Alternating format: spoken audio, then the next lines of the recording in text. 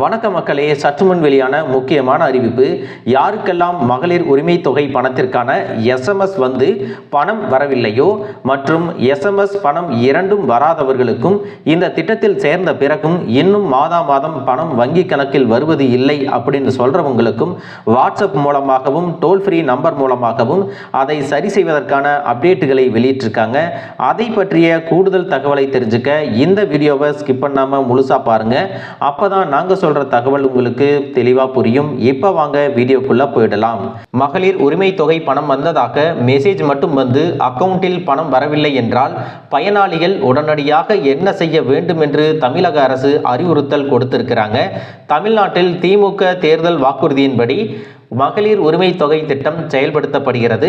Ration card வைத்திருக்கும் அனைத்து குடும்ப பெண்களுக்கும் தமிழ்நாடு அரசு மாதந்தோறும் 1000 ரூபாயை பயனாளிகளின் வங்கி கணக்கிலேயே நேரடியாக செலுத்துகிறது. இது ஒரு புறம் இருக்க, மகளிர் உரிமை தொகை பெற்று வரும் பெண்கள் சில நடைமுறை சிக்கல்களை சந்தித்து வருகின்றனர். அதாவது பார்த்தீங்கன்னா, மகளிர் உரிமை தொகை பெறும் பெண்களில் சிலருக்கு திடீரென பணம் வந்ததாக மெசேஜ் மட்டும் வருகிறது. ஆனால் பணம் வரவில்லை என்ற புகார் அவ்வப்போது எழுகிறது.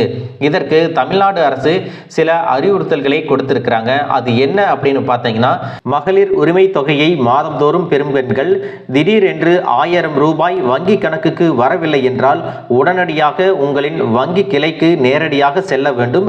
அங்கு வங்கி கணக்குக்கு மகளிர் உரிமை தொகை செலுத்தப்பட்டதாக வந்த குறுஞ்செய்தி, அதாவது SMS வங்கி அலுவலர்களிடம் காட்ட வேண்டும் அப்படின்னு சொல்லியிருக்காங்க.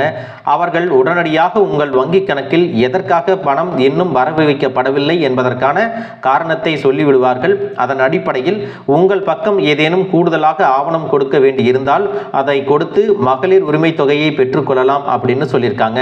என்னென்ன காரணமாக உங்களுக்கு 1000 ரூபாய் வராம இருக்கும் அப்படின்னு பார்த்தீங்கன்னா, நீங்க மகளிர் உரிமை தொகை விண்ணப்பத்தில் கொடுக்கும் பொழுது ஆவணங்கள்ல ஏதாவது தவறுகள் இருந்துச்சு அப்படின்னா உங்களுக்கு பணம் வராது. அல்லது ஆவணங்கள் மாற்றி கொடுக்கப்பட்டிருந்தாலோ அல்லது அதில் பிழைகள் ஏதாவது இருந்தாலோ உங்களுக்கு உரிமை தொகை வராது அப்படின்னு சொல்லியிருக்காங்க.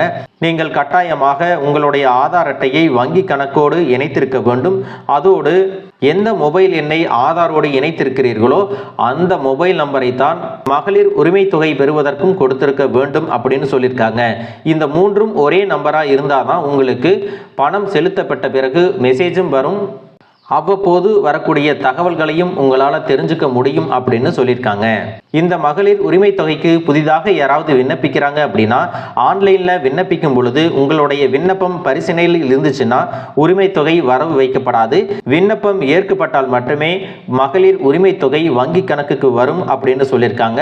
ஒருவேளை உங்களுடைய விண்ணப்பம் நிராகரிக்கப்பட்டிருந்தால் விண்ணப்பம் நிராகரிக்கப்பட்ட தேதியிலிருந்து 30 நாட்களுக்குள் நீங்கள் தகுதி வாய்ந்த விண்ணப்பதாரர் என்பதற்கான ஆதாரங்களை இணைத்து இ-சேவை மையம் மூலம் வருவாய் கோட்ட அலுவலருக்கு மேல்முறையீடு செய்ய வேண்டும் அப்படின்னு சொல்லியிருக்காங்க. மகளிர் உரிமை தொகை விண்ணப்பம் ஏற்கப்பட்டது அல்லது நிராகரிக்கப்பட்டது என்ற தகவல் விண்ணப்பதாரருக்கு குறுஞ்செய்தி மூலமாக தெரிவிக்கப்படும் அப்படின்னு சொல்லியிருக்கிறாங்க. உங்களுக்கு அந்த குறுஞ்செய்தி SMS வரவில்லை என்றால் ஆதார் கார்டு வங்கி கணக்குக்கு நீங்க எந்த மொபைல் நம்பரை கொடுத்திருக்கீங்க அப்படிங்கிறத ஒரு முறை நீங்க சரிபார்க்கணும். மகளிர் உரிமை தொகை திட்டம் தொடர்பாக ஏதேனும் சந்தேகமோ அல்லது புகார்களோ இருந்தால் அதற்காக தமிழ்நாடு அரசு சில தொலைபேசி எண்களையும் வாட்ஸ்அப் நம்பரையும் கொடுத்திருக்காங்க. அதன் மூலமாகவே உங்களுக்கான பதில்களை நீங்க பெற்றுக்கொள்ளலாம். அதற்கான லேண்ட்லைன் நம்பர் என்ன அப்படின்னு பார்த்தீங்கன்னா 04425619208. வாட்ஸ்அப் நம்பர் என்னன்னு பார்த்தீங்கன்னா 9454777205. கால் சென்டர் நம்பர் என்னன்னு பார்த்தீங்கன்னா 1913. இந்த 3 நம்பரையும் உங்களுக்கு ஸ்க்ரீன்லேயே கொடுத்துருக்கேன். இதை உங்களுடைய மொபைலில் நீங்கள் சேவ் பண்ணி வச்சுக்கலாம். மகளிர் உரிமை தொகை திட்டத்தில் புதிதாக யாராவது விண்ணப்பிக்கணும், இப்போதான் ரேஷன் கார்டு வாங்கியிருக்கிறேன் அப்படின்னு யாராவது சொன்னீங்கன்னா உங்களுக்காக ஜூன் முதல் வாரத்தில் முகாம்கள் அமைக்க போகிறாங்க. அந்த முகாமில் போயிட்டு நீங்கள் மகளிர் உரிமை தொகை திட்டத்துக்கு விண்ணப்பிக்கலாம் அப்படின்னு சொல்லியிருக்காங்க. மக்களே, இந்த தகவல் உங்களுக்கு ரொம்பவே பயனுள்ளதாக இருந்திருக்கும் அப்படின்னு நினைக்கிறேன். இது போன்று அரசு அறிவிக்கிற அனைத்து உண்மை அப்டேட்டுகளையும் தெரிஞ்சுக்க நம்ம சேனலை சப்ஸ்கிரைப் பண்ணுங்கள். வீடியோ பிடிச்சிருந்தா ஒரு லைக் பட்டனையும் தட்டி விட்டுருங்க. தேங்க்யூ ஃபார் வாட்சிங்.